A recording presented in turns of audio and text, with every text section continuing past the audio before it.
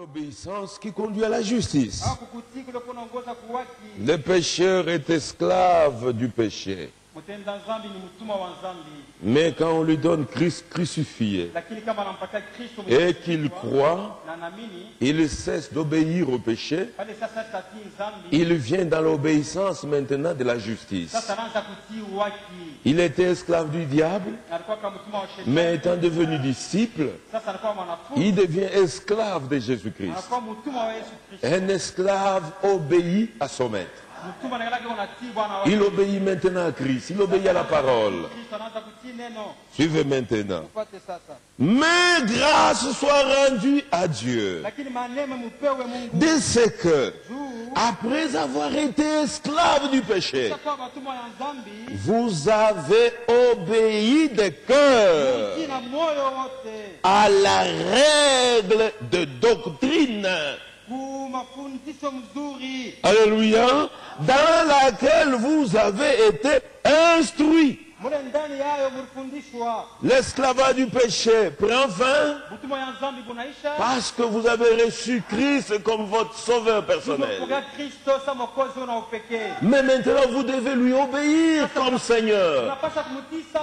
Alléluia, vous devez lui obéir comme Seigneur. Et là, on vous instruit toute la règle des doctrines. C'est la pluie de l'ensemencement. Alléluia. Et cette pluie va aller jusqu'à ce que l'épi se constitue. Même jusqu'à ce que les graines se forment dans l'épi. Et même les graines iront à maturité. C'est encore sous la pluie de l'ensemencement. Amen. La pluie de l'arrière-saison, c'est la pluie qui amène les graines à pleine maturité. Vous allez comprendre la chose.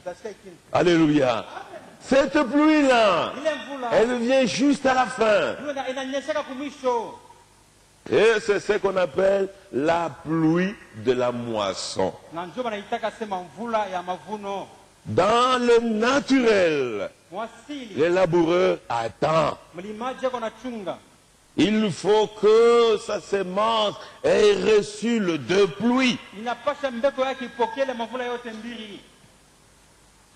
Et la pluie de l'arrière-saison, cette pluie de la moisson, c'est ça le troisième poule. La toute-puissance de Dieu déversée dans son Église.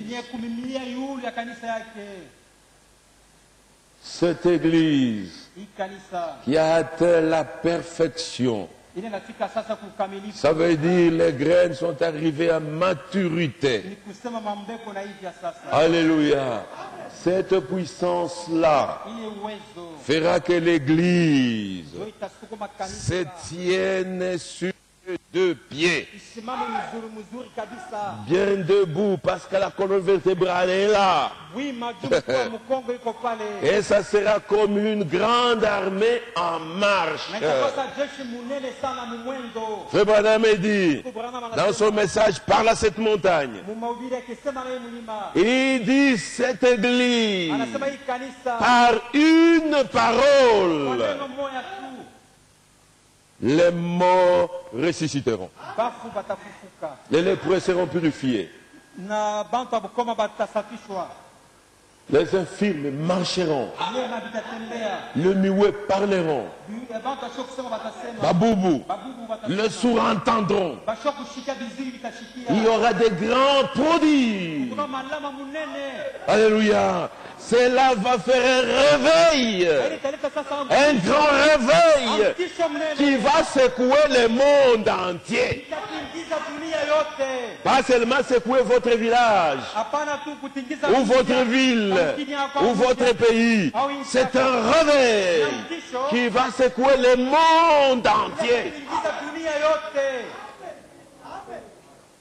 C'est la pluie de l'arrière-saison qui amène les graines à pleine maturité. Et là, la moisson est prête. Les graines sont prêtes pour aller au grenier. C'est pourquoi Frère Branham dit, ça sera juste pour un court temps. Votre réveil qui va mettre des années, c'est quel réveil? Le nôtre ne fera qu'un court moment. Parce que les graines étaient déjà à maturité. Et ce réveil-là ne fait que ramener les graines à pleine maturité. Et l'enlèvement pourra avoir lieu. Amen. Nous avons lu Frère Branham avec vous. J'aimerais encore relire ça. Debout dans la brèche. Au milieu du paragraphe 77. Frère Branham dit ceci. Dans l'église, c'était la pierre d'angle. Dans l'église arrivée à sa perfection, ça sera une pierre de fête. C'est pourquoi il n'a jamais été posé. Elle a été rejetée. C'est Christ. Mais elle viendra. Et je crois que lorsqu'elle viendra, l'église prendra sa forme et sa position. Ayant passé de la justification avec Luther à la sanctification avec Wesley, puis au message de Pentecôte, celle-là réduira l'église à une toute petite minorité. Il y aura là un ministère au milieu de ce peuple qui s'identifiera peu à peu exactement au ministère de Jésus-Christ. Utumishi ya Kristo itashuka mukanisa. C'est en ce temps-là que s'accomplira Jean 14, 12. Celui qui croit à moi fera les œuvres que je fais et il en fera même de plus grandes. Alléluia. Ce ministère-là devra se manifester dans son église. Pourquoi? Parce que l'église a pris sa forme et sa position. Donc les graines sont arrivées à leur maturité. C'est cela, Joïl, qui amènera Jésus-Christ à revenir et à enlever son église. Ce ministère-là, le troisième poule, marqueront. C'est ça la pluie de l'arrière-saison. Nous allons vivre des choses merveilleuses que même Frère Branham désirait encore continuer à vivre pour voir ça. Beaucoup de prophètes ont voulu voir ça. Mais Dieu a réservé cela à la fin, à l'achèvement de l'église. C'est vous et moi qui tendons à cet achèvement-là. Dans la statue. À la page 51. Juste au milieu de la page. Il faudra que ce soit aussi parfait que Christ, que les graines qui arrivent à maturité ressemblent totalement aux graines qui étaient tombées en terre. Il faudra que la base supérieure de la pyramide puisse correspondre parfaitement à la base de la pierre faîtière.